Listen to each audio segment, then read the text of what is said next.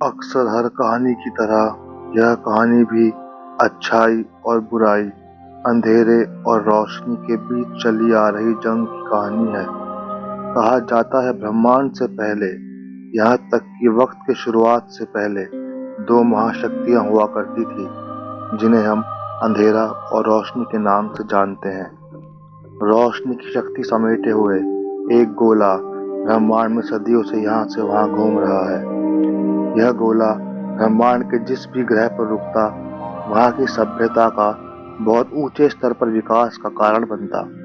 अपनी शक्तियों से यह गोला उस ग्रह के लोगों की उम्र 3 गुना बढ़ा देता और साथ साथ उनके रहन सहन के ढंग, उनके जीवन को एक नया बेहतर रूप दे देता। वहाँ के लोगों के लिए यह एक भगवान या मानव देवता बन जाता।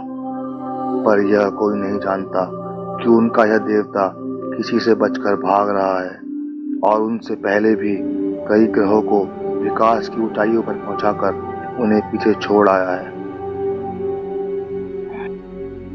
इस रोशनी के प्रतीक गोले का पीछा अंधेरा कर रहा है। अंधेरे की ताकत का एक रूप, एक काले पिरामिडों की फौज इस गोले का अनंत काल से पीछा कर रही है। जब भी इस गोले को एहसास होता है कि अंधेरे को इसका पता चल गया है और अंधेरे की फौज इस तक पहुंचने वाली है, यह जहां भी जिस भी ग्रह में टिका होता है, उस ग्रह को पीछे छोड़कर तेज गति से आगे बढ़ जाता है। और जब अंधेरे की फौज उस ग्रह पर पहुंचती है जहां वो गोला आखिरी बार रुका था, उस ग्रह का विनाश हो जाता है, या यूं कहिए कि अंधेरे की गर्त में वह ग्रह समा जाता है। यह सिलसिला सदियों से चला आ रहा है और अब इस गोले ने अपने लिए एक नया घर ढूंढ लिया है। यह अब आ पहुंचा है हमारे सौर मंडल में, जिसे हम सोल कहकर बुलाते हैं। साल था 2014, जब एक अज्ञात गोलाकृति ने हमारे सौर मंडल सोल में प्रवेश किया। यह मार्स ग्रह पर जाकर रुक गया। इस घटना ने पूरी पृथ्वी पर खलबली मचा दी। हम पृथ्वी वासियों को पता चल गया था कि इस ब्रह्मांड में हम अकेले नहीं हैं। पृथ्वी के सारे वैज्ञानिक, सारे बड़े बड़े खोजकर्ता इस गोले की जांच करने में लग गए। कोई नहीं जानता था इस गोले का आना हमारे लिए अच्छा था या फिर बुरा।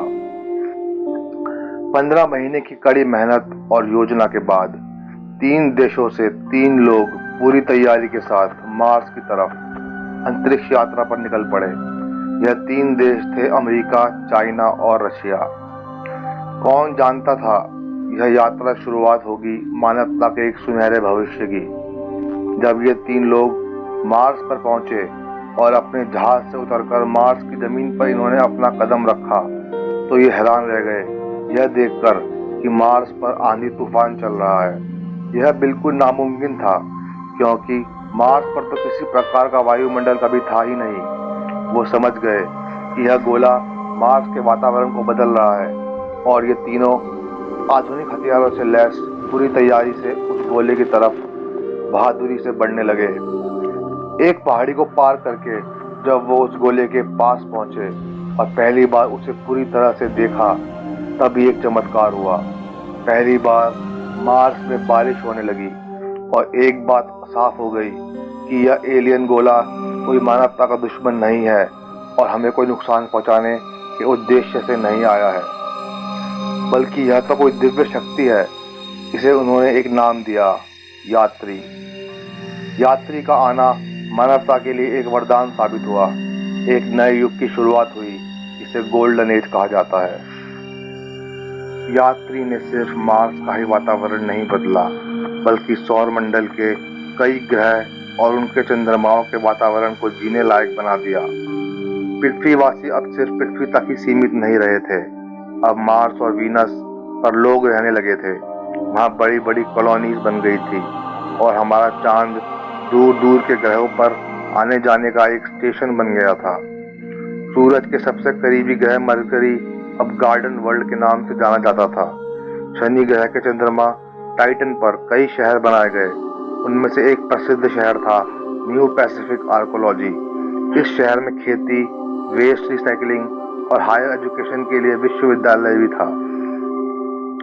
पर सबसे बड़ा बदलाव जो आया था वो आया था हम इंसानों में। हमारी उम्र 3 गुना बढ़ गई थी और हम ज्यादा बुद्धिमान हो गए थे। लड़ाइयाँ खत्म हो गई थी। अब सब देशों में अमन और चैन दोस्ती थी। हमें यात्री के द्वारा जो भी ज्ञान और शक्तियाँ मिली उनका हमने पूरी तरह से अच्छा उपयोग किया। सब बीमारियों के इलाज ढूंढ लिए गए। विज्ञान अपनी चरम सीमा पर था। सारी पुरानी कड़वी यादें भुलाकर हम सब एक साथ विकास और उन्नति की राह पर चल पड़े थे।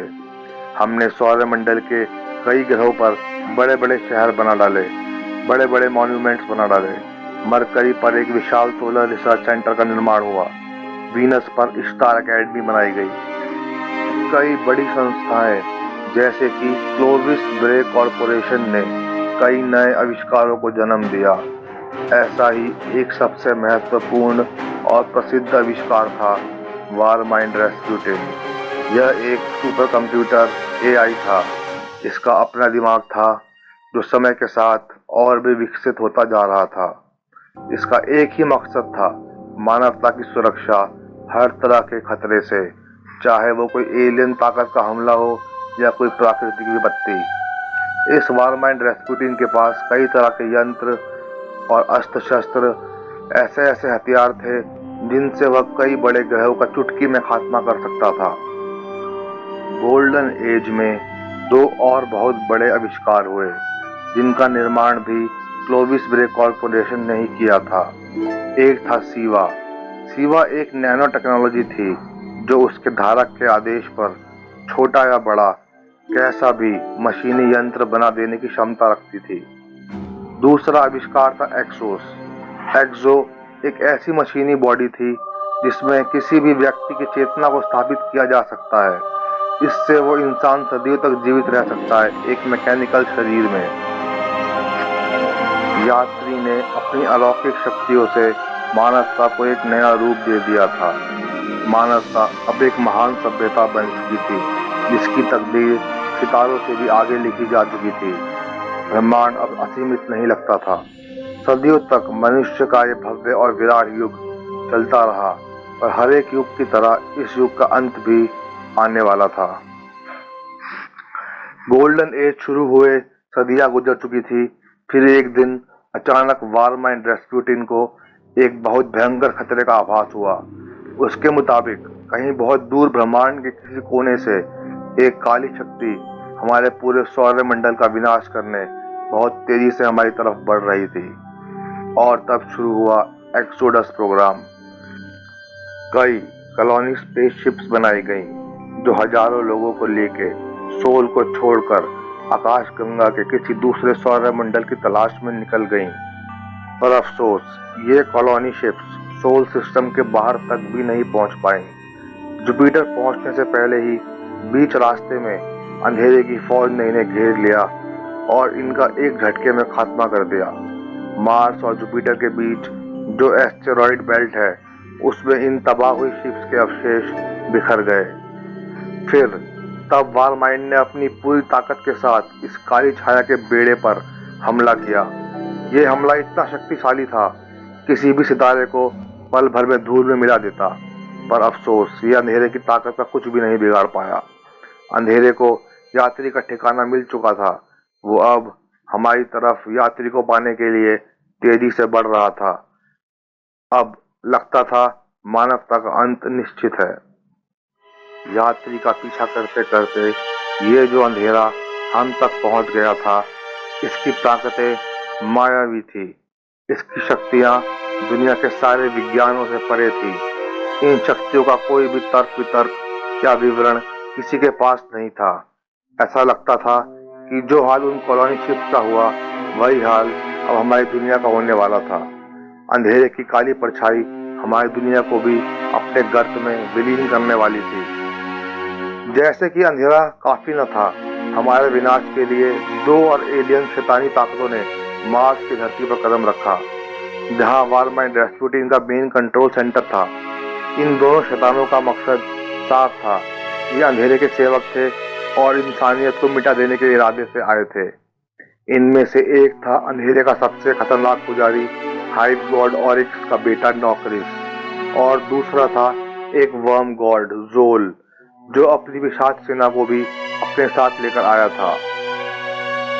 ये दोनों क्या थे और कहां से आए थे, यह बात फिर कभी आपको बताऊंगा, पर अभी के लिए इतना काफी है कि जब ये दोनों मार्स पर आए तो वारमाइंड रेस्पुटिन ने बड़ी चालाकी से अपने आधुनिक उपकरणों की मदद से उस पूरी जगह को, जो कि हेलास बेसिन के नाम से जानी जाती थी, ठोस बर्फ से उस जगह को जमा दिया।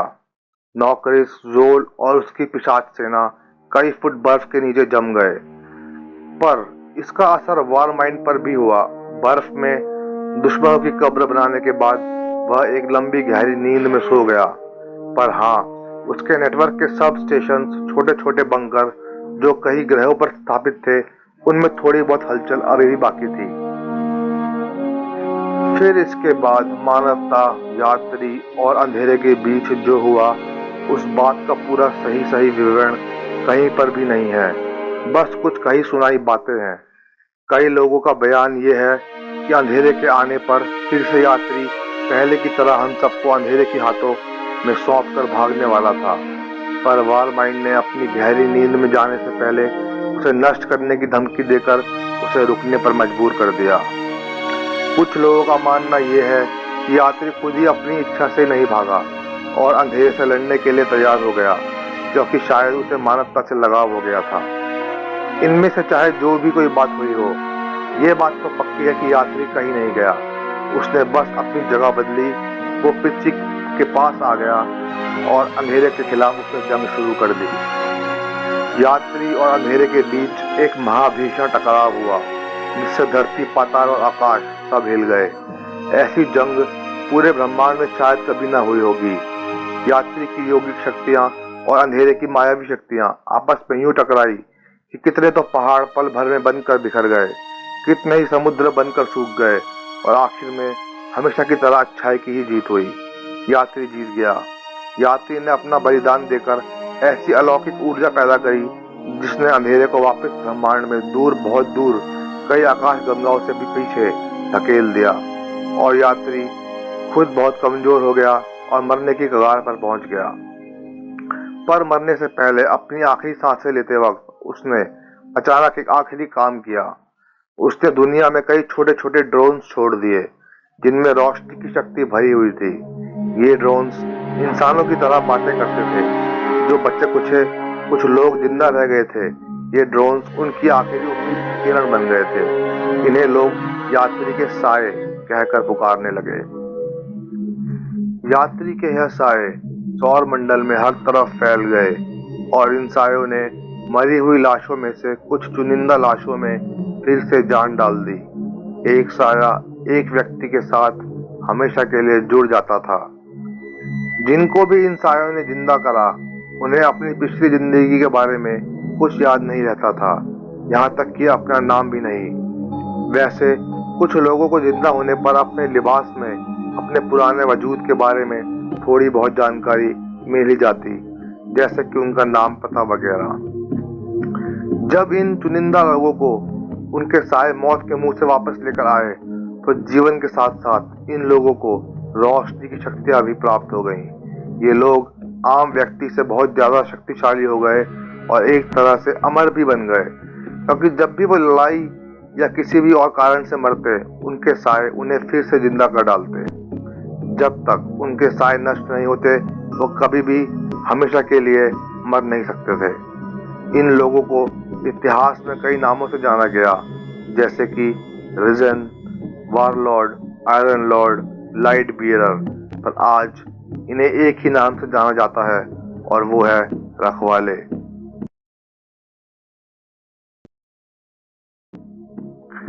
और इस तरह सुनहरे युग का अंत हुआ और एक नए युग का आरंभ।